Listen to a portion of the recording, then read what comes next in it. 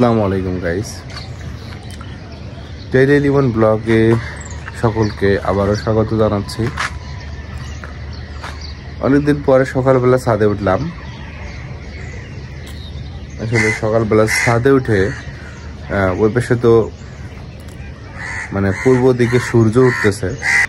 এত ভোরবেলা সূর্য যেভাবে উঠছে, মানে সূর্যের দিকে তাকাইতেই চোখ দিয়ে পানি বের হয়ে আসছে। মানে তীব্র আকার ধারণ করে সূর্য উঠতেছে, যে মনেই হচ্ছে না যে এখন বর্ষাকাল।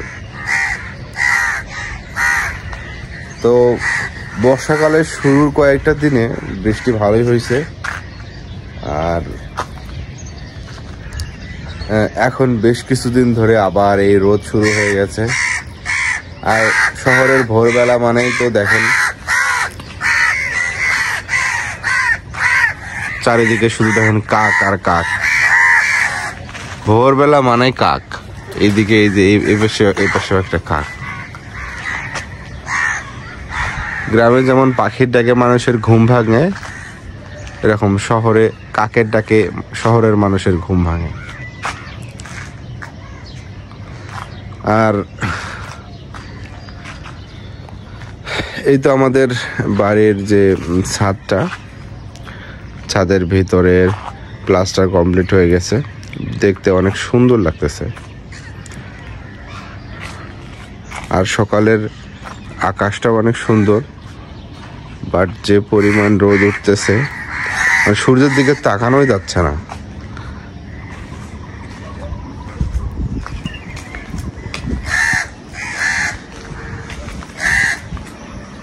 দেখেন এখন 6টা বাজে। 6টার সময় সূর্য কি তীব্র রোদ দেওয়া শুরু করছে, চিন্তা করা যায়, চোখ মেলা যাচ্ছে না। মানে আমি চোখ মেলে যে দেখবো সেটাও দেখতে পাচ্ছি না, এত পরিমাণ রোদ। আসলে এরকম হইলে কৃষকদের জন্য অনেক কষ্ট হয়ে যায়, কারণ এই সিজনটা, আমনের এই সিজনটা, মানুষ চায় যে বৃষ্টির পানিতেই যেন তাদের ধানগুলো আর কি রোপণ করতে পারে। কারণ তুলনামূলক এই সিজনে কিন্তু ধানের আবাদে একটু খরচ কম হয়, এবং এই পানিটা, বৃষ্টির পানি যদি থাকে সেক্ষেত্রে বৃষ্টির পানির আলাদা একটা গুণ থাকে, ধানের আবাদ ভালো হয়, এটা আল্লাহর রহমত থাকে। যার কারণে কৃষকরাও চায় যে যেন সঠিক মাত্রায় বৃষ্টিটা হয়।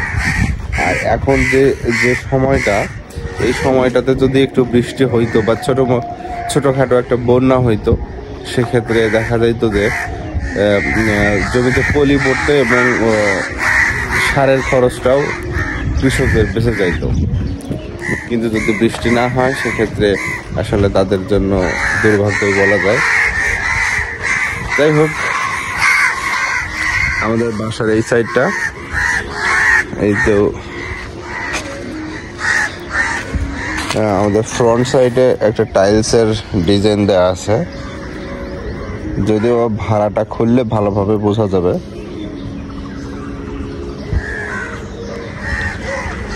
উপর থেকে আমি ভিডিও করতেছি,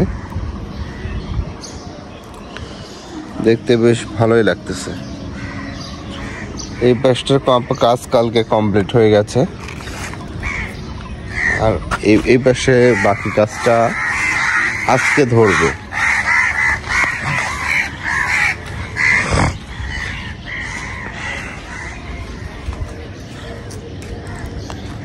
এই যে এই পাশে নিচে অর্ধেকটা করা আছে, বোঝা যাচ্ছে কিনা জানি না, যেহেতু উপর থেকে ভিডিও করতেছে। আর উপরের যে অংশটা, এই পাশে টাইলসের কাজটা আজকে শুরু করবে।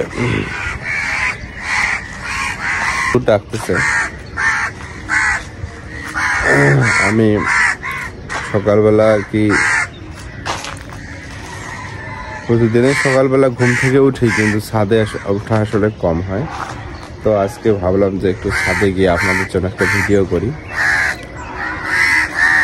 আপনারা সকলেই জানেন যে আমার বাবা বেশ কিছুদিন ধরে অসুস্থ। তো তাকে ডাক্তার দেখানো হয়েছে যে এখন সে অনেকটা ভালো বোধ করছে, আলহামদুলিল্লাহ। তো তার জন্য সবাই দোয়া করবেন।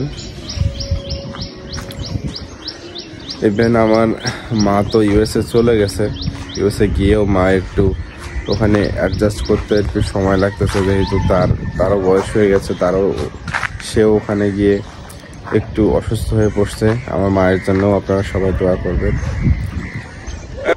এই তো আপনারা দেখতে পাচ্ছেন এই ছাদটা, আমি খুব শীঘ্রই এই ছাদে কাজ শুরু করব। ছাদটা আমি পরিষ্কার করে নিয়েছি বাগান করার জন্যই।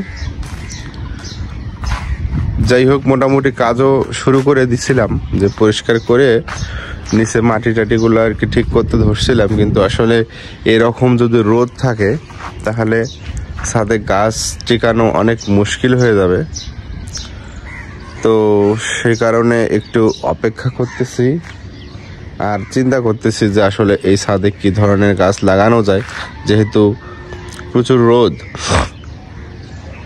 তো যাই হোক, সবাই আমার জন্য দোয়া করবেন, আমার পরিবারের জন্য দোয়া করবেন। তো আজকের ব্লগ ভিডিওটা এই পর্যন্তই। সবাই ভালো থাকবেন, সুস্থ থাকবেন। আল্লাহ হাফেজ।